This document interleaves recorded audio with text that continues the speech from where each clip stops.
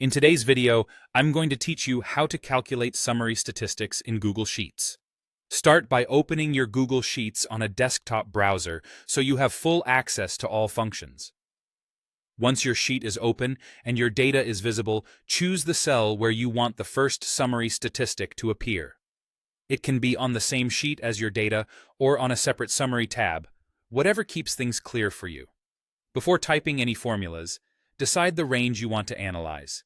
In Google Sheets, a range is written with a colon between the first and last cells, like A2, A100. That tells Sheets to include everything from A2 through A100. If your data is in an entire column and you don't have extra notes below, you can use AA to include the whole column. Make sure the range contains only the numbers you want. Headers, text, or mixed data can affect your results. To calculate the average, click your chosen cell and type equals average A2, A100, replacing the range with yours. Press Enter to get the result.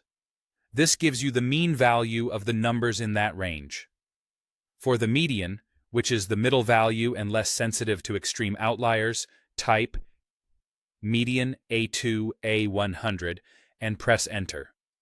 To measure how spread out your data is, use standard deviation. Type stdev A2, A100 and press Enter. A larger number indicates more variability. A smaller number means your data points are closer to the average. To find the smallest value in your data, enter each min A2, A100 and press Enter. For the largest value, type max A2, A100 and press Enter. These are great for quickly spotting the range of your data. If you want to know how many numeric entries are in the range, use count A2, A100 and press Enter. This counts only numbers, which is useful if you have blanks or labels mixed in. Finally, to add everything together, type sum A2, A100 and press Enter.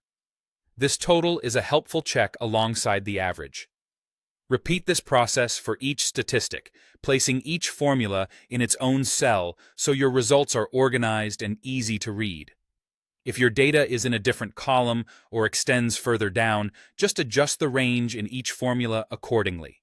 If your results show many decimal places, you can format the number of decimals using the toolbar so your summary looks clean and consistent. That's it. By entering these built-in functions and pressing Enter after each one, you'll have a clear snapshot of your dataset in seconds. Use these statistics together to understand your data's center, spread, extremes, count, and total at a glance.